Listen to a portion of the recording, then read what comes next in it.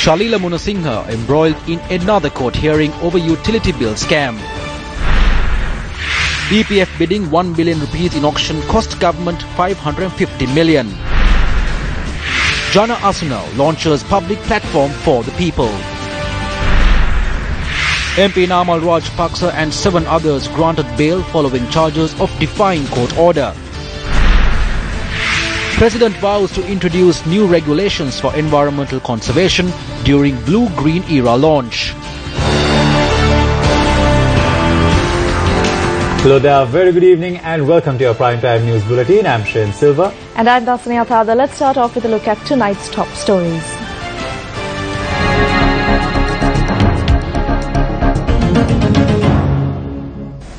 President Maithripala announced all possible measures to protect the environment will be taken without any delay.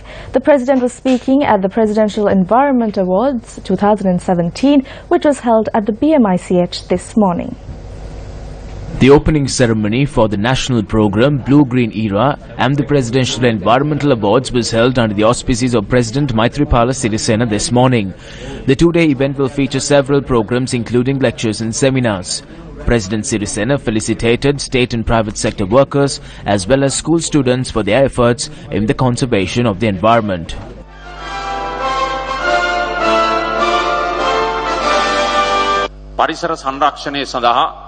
Every measure possible is being taken in our country to conserve the environment. It is incumbent upon us to ensure a better tomorrow. On the 11th of October, which is the International Day of the Girl Child, we launched the Vanaropa National Tree Planting Program.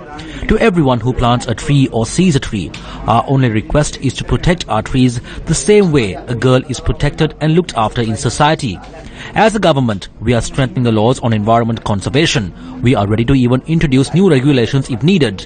There were several challenges when we introduced a ban on the use of polythene. Employees of polythene manufacturers protested and staged rallies. I think this is the first country to protest the ban on the use of polythene, and I am disappointed about that.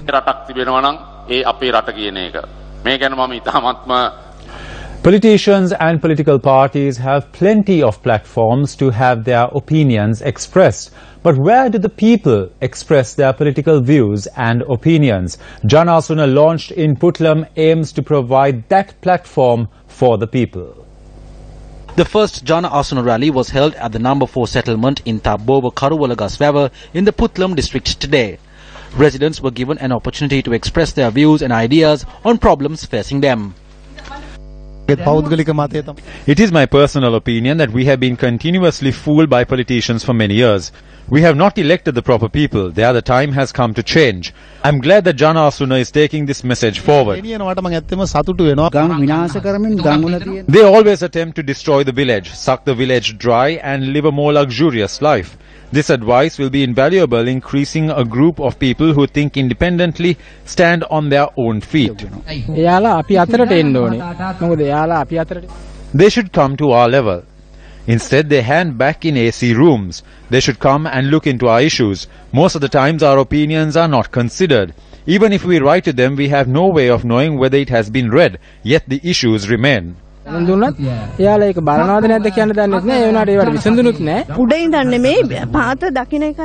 shouldn't be a top-down approach. The people at the ground level have the problems, so we have to find the issues ourselves now. The people at the top don't have problems. I believe it is important to find solutions at our level instead of waiting for them. Activists from several sectors also participated in this event. The current politicians shave off some money from road projects regardless of whether it is a concrete road or a highway. They deposit a certain sum into their accounts. We pay direct taxes. We pay taxes on everything from rice to sugar. It has increased to a point where it is no longer bearable. What is this so-called development?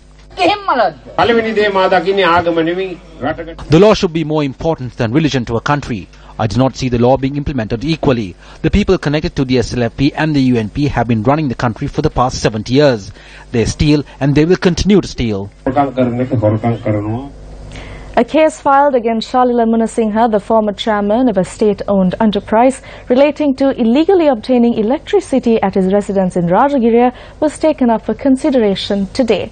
The Colombo Magistrates Court decided to examine the evidence in the case filed by the Ceylon Electricity Board on the 19th of February. The case was taken up before Colombo Additional Magistrate Buddhika Sri Ranagala. The magistrate ordered for notice to be issued to the suspects to pre-present in court on the 19th of February. The additional magistrate also issued orders to the superintendent of prisons to produce Shalila before court in case he is still in remand custody by the court date. Shalila Munasinghe is currently in remand custody in connection to the discovery of funds linked to the hack of the Taiwan Far Eastern International Bank. Dr. Indrajit Kumaraswamy has been named the Central Bank Governor of the Year in South Asia by the popular publication House Global Markets Awards ceremony in Washington, D.C. The ceremony coincides with the World Bank IMF annual meetings. Global Capital is a leading news opinion and data service for people and institutions using and working in the international capital markets. In an article announcing the award, Global Capital said Sri Lanka is in a strange position. On the one hand, foreign investment is flooding in, as are tourists, with inward arrival numbers at a record high in 2016. Yet on the other hand, this is a high friable economy struggling to deal with rising national liabilities. Sri Lanka's public debt to GDP ratio is the highest in the region, while the country is also struggling with a fragile currency and a narrow tax base. The publication noted that in light of these challenges, the central bank's ability to keep calm and carry on has been admirable. The article adds that Sri Lanka has many problems but also many positive assets and attributes.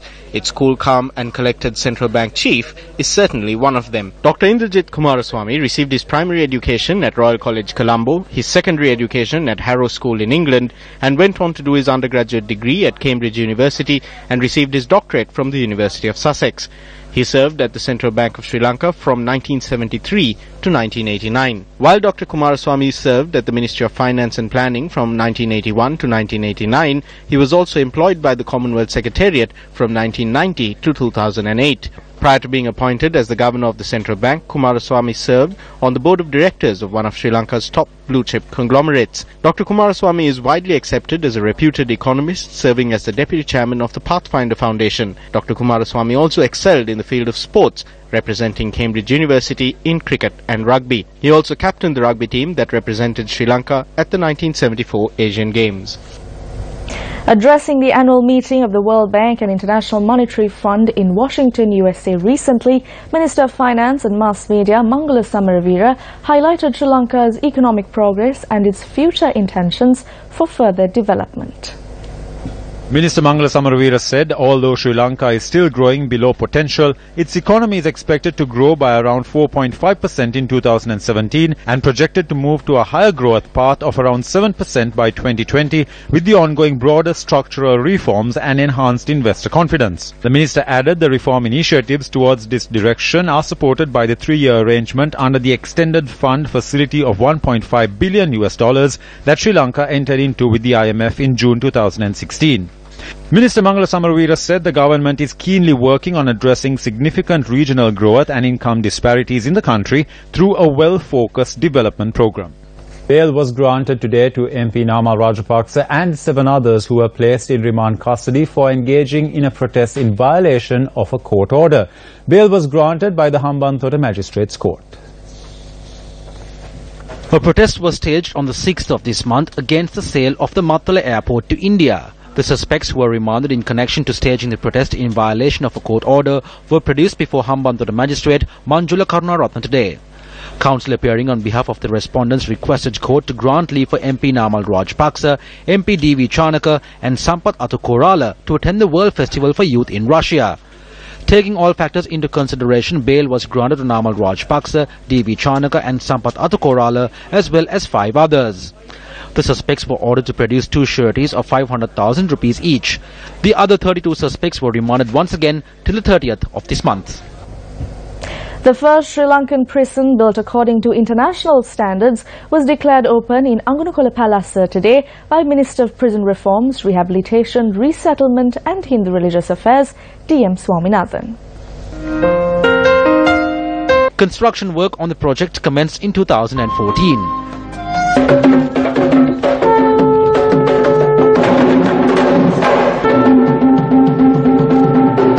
prison complex, which is spread out across an area of 65 acres, has a capacity of 1,500 inmates.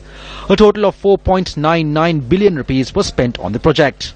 The Angonukola Palace prison comes fully equipped with a swimming pool, a sports complex, a prison hospital, vocational training center and an officers' quarters which can house 140 officials.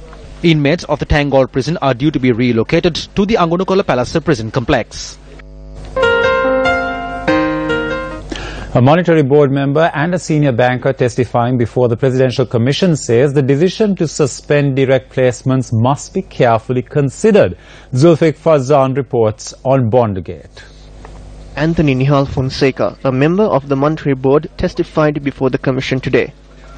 Deputy Solicitor General Milinda Gunatilaka pointed out to the Commission, Perpetual Treasuries Limited transfers money to the bank account of a related company, mainly Perpetual Capital Holdings and W.M. Mendes & Company.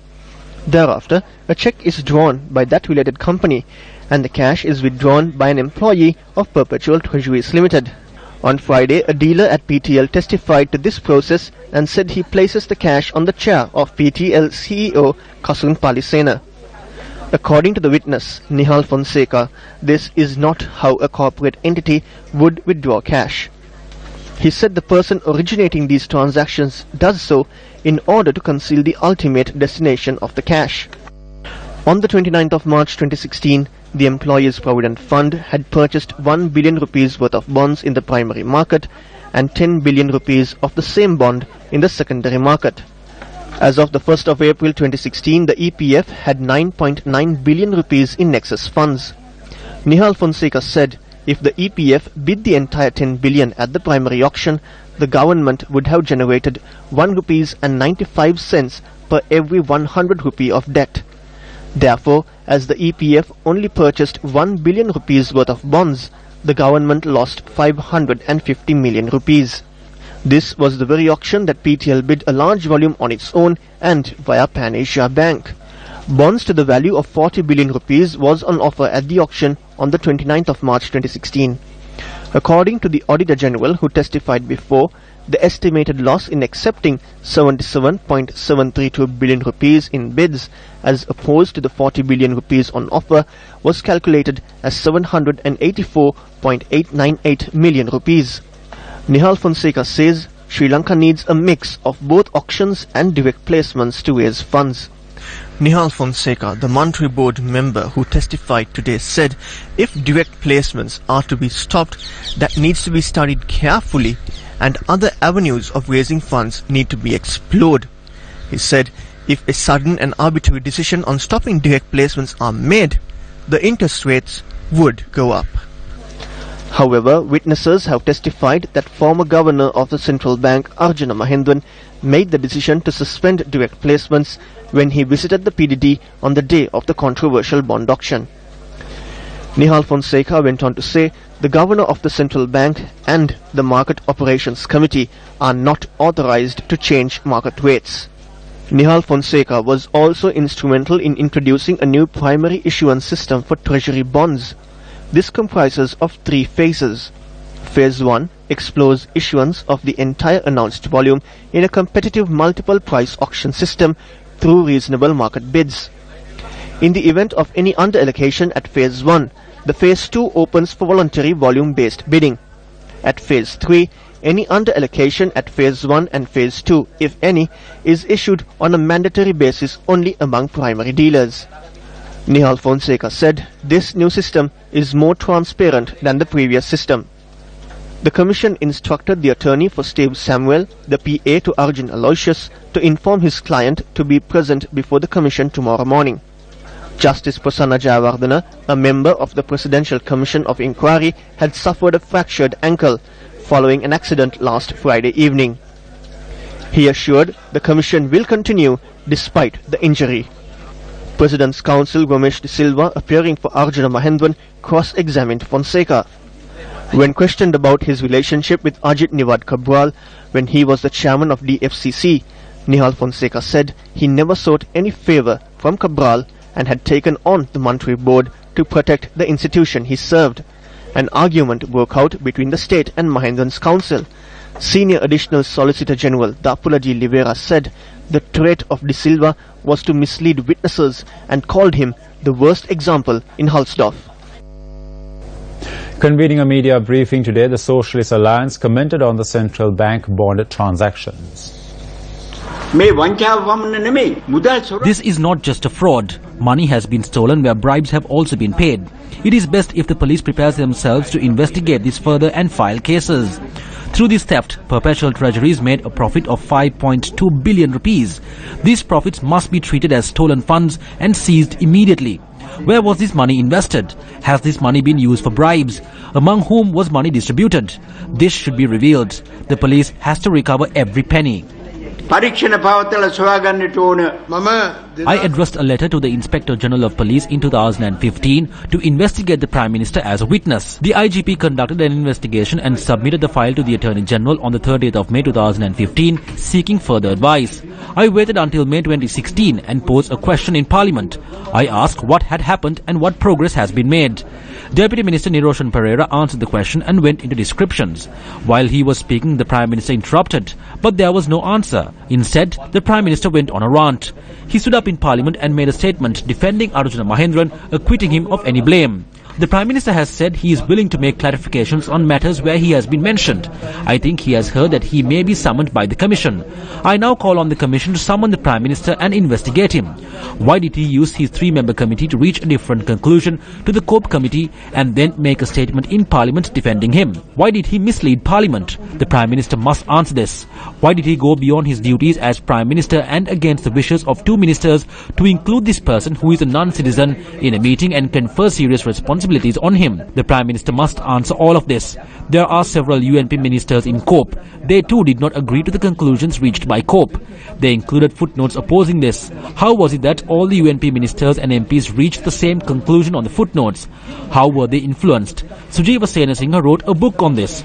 All of the points raised in the book are in defense of the Prime Minister. Inquiry should be made into the reasons behind writing and publishing this book too.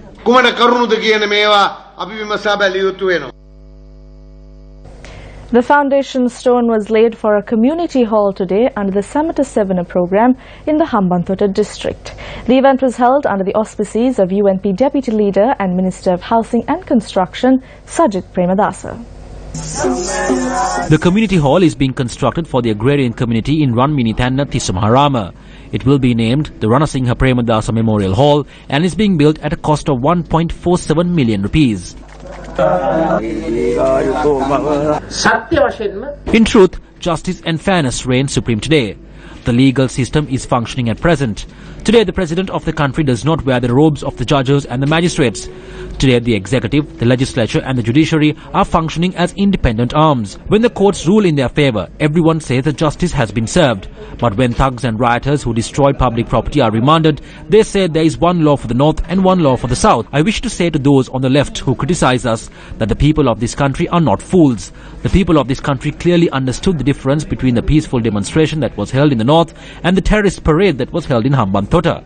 As a government, we have undertaken a program where the law treats everyone equally.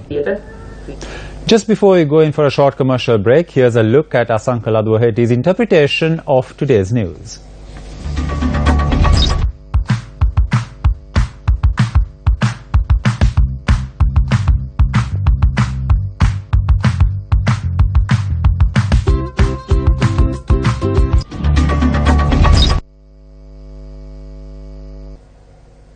Venerable Pitiduwe Sridhamma Thera, who has adopted the name Venerable Samantabhadra Thera, called on the Chief Prelate of the Malwatha chapter, the Most Venerable Tibbatuave Sri Sumangala Thera, yesterday. Samantabhadra Thera arrived in Kandy last afternoon and met with the Karaka Sangha Sabha of the Malwatha chapter. Subsequently, the monk, accompanied by bhikkhus from the Karaka Sangha Sabha, called on the Most Venerable Tibbatuave Sri Sumangala Thera. During the meeting, Samantabhadra Thera informed the Chief Prelate of the list of promises he had made to the Karaka Sangha Sabha.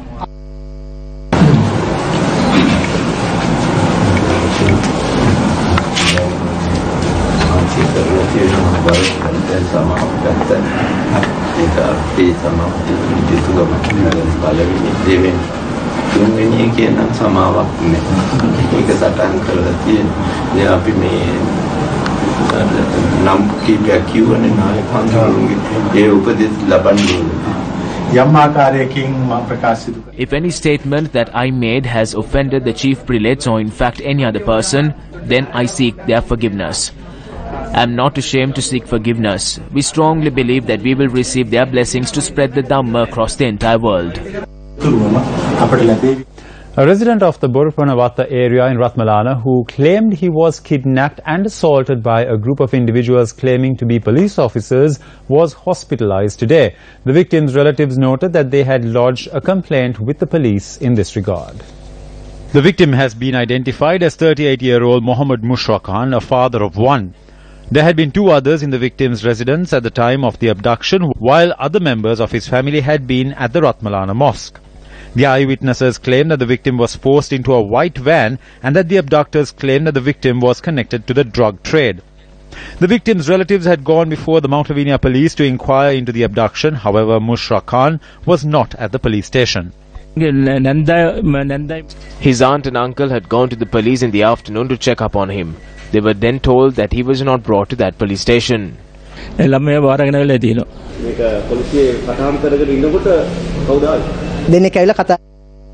Two people came and spoke to him. My brother-in-law was told that a sum amounting to around 40 to 50,000 will be paid and that the matter has to be settled. They asked not to take him to hospital. I said we don't need money and that justice needs to be met. They say that there was an issue relating to information provided to them. The victim is currently receiving treatment at the Kalubowila hospital.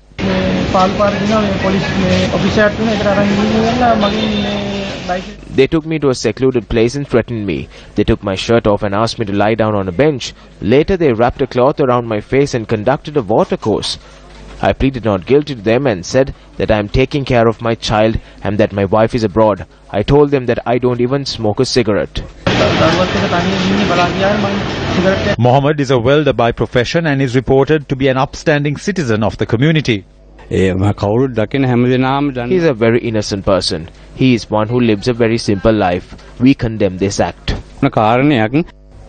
Opposition leader R. Sambandhan says everyone will be able to celebrate next year's Deepawali in an environment conducive for coexistence. The opposition leader made this statement at a function that was held at Temple Trees yesterday to mark the Hindu festival. We believe that under the guidance of the President and Prime Minister, an environment will be created whereby all communities will be united and will be able to live in unity and harmony. We have already embarked on this journey. No one can oppose this. On behalf of everyone, I strongly believe that we would have achieved this victory by Deepawali next year. There will be a change in all lives and through that peace and coexistence will prevail. I take your leave by wishing everyone this opportunity. The opposition leader expressed similar sentiments last year as well. The next time you celebrate the Deepawali festival, it will be far better than this year. We are partaking in this year's festivities on that premise. Up to now, our country was in darkness. There was a change in 2015. We came out of the darkness. We believe there will be a constitutional change. Through this, all Sri Lankans will unite. The day has dawned where we can speak with pride.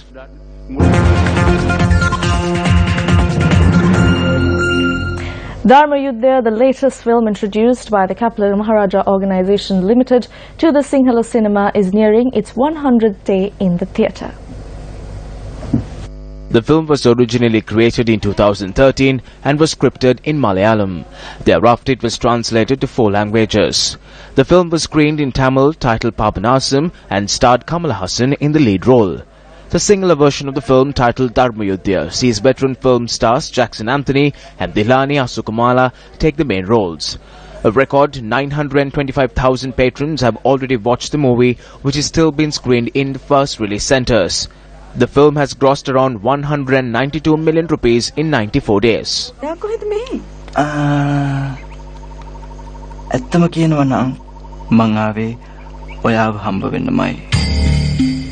The Symphony Orchestra of Sri Lanka is celebrating its 60th anniversary with a grand concert this week. Newsfirst took a closer look at the orchestra's preparation ahead of the grand concert. The concert titled Celebrating 60 Years will be held on the 19th at the Ladies College Auditorium. The concert will be conducted by Dushyanta Pereira. The practice sessions for the orchestra was held at Royal College Colombo yesterday. The concert will include works from G.F. Handel, W.A. Mozart and J. Offenbach. Tharanga Gunathilaka, a world-renowned Sri Lanka soprano, will also perform at the event. The Symphony Orchestra is where I first did my orchestral debut in 1998 after having won the concerto competition. So it is a very special group of musicians to me, and I'm extremely honored and happy to be here for this special celebration of 60 years of the orchestra. Stay tuned to TV1. Right after the news, it's Face the Nation. Experts will debate challenges faced by good governance with a focus on the new budget, the tenure of the Presidential Commission of Inquiry into the issuance of treasury bonds and constitutional reforms. Awaits senior banker Maithripala Tennakoon, attorney at law Krishmal Varanasuriya and former Deputy Governor of the Central Bank, Dr. W.A. Vijay Sundara. And before we go, let's take a look at Asankaladwa Hetti's cartoon news. For the Newsfirst team, I'm Dasani Atada. And I'm Shen Silva. Take care and good night.